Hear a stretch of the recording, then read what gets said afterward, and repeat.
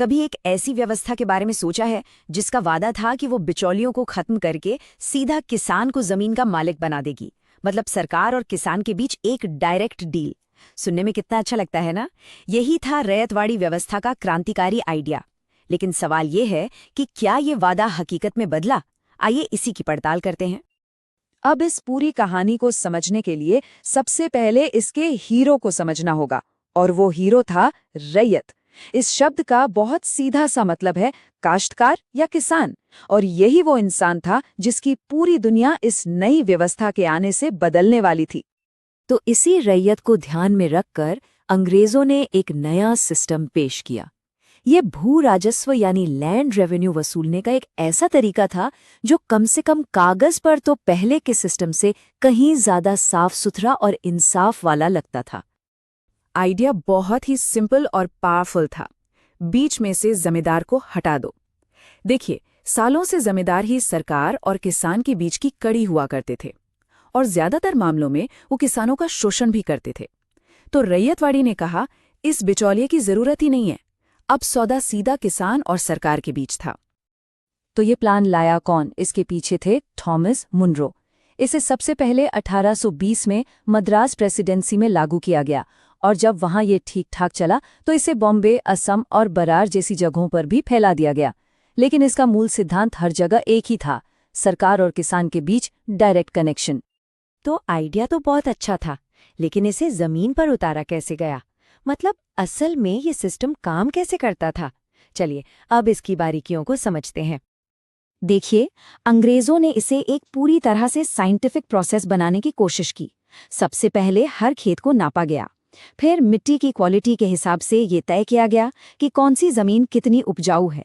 उसी आधार पर हर खेत का टैक्स फिक्स कर दिया गया, और इसकी जिम्मेदारी किसी और पर नहीं बल्कि सीधे सीधे उस किसान पर डाली गई जो उस पर खेती कर रहा था। ये सब सुनने में तो बहुत ही व्यवस्थित और निष्पक्ष लग रहा है ना? बिल्कुल। लेकिन असली सवाल तो अब आता है, इस पूरी साइंटिफिक प्रक्रिया के बाद किसान को अपनी मेहनत की कमाई का आखिर कितना हिस्सा सरकार को देना पड़ता था? और जवाब सच में चौंकाने वाला है। कुल उपज का 50 से 55%। हाँ, बिल्कुल सही सुना। मतलब किसान की आधी से भी ज्यादा मेहनत की कमाई सीधे सरकार की तिजोरी में चली जाती थी। अब जाहिर सी बात है, इतने भारी टैक्स का नतीजा क्या होगा? बहुत बुरा। गांव के गांव गरीबी में धंसते चले गए।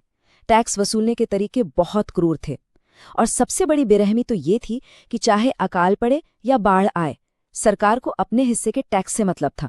और अगर कोई किसान टैक्स नहीं चुका पाया तो सजा सिर्फ एक थी, उसकी अपनी ही जमीन उससे छीन ली जाती थी। और बस यहीं पर आकर ये पूरा सिस्टम, इसका पूरा वादा बिखर जाता है। जो बातें कागज पर कही गई थीं और जो असलियत में हो रहा था, उसके बीच एक बहुत बड़ी खाई थी। सबसे पहला और सबसे बड़ा वादा था मालिकाना हक का। कहा गया कि रैयत अब अपनी जमीन का मालिक है, लेकिन ये मालिकाना हक एक शर्त के साथ आता था कि वो भारी भरकम टैक्स चुकाता रहे। जिस दिन वो टैक्स चुकाने से चूका, उसी दिन जमीन उसकी नहीं रहती थी। तो फिर ये कैसा मालिकाना हक हुआ भला? दूसरा वादा था जमींदारों के शोषण से आजादी का।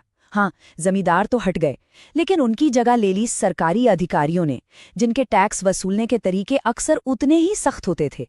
यानी एक शोषक गया तो दूसरा आ गया, शोषण खत्म नहीं हुआ।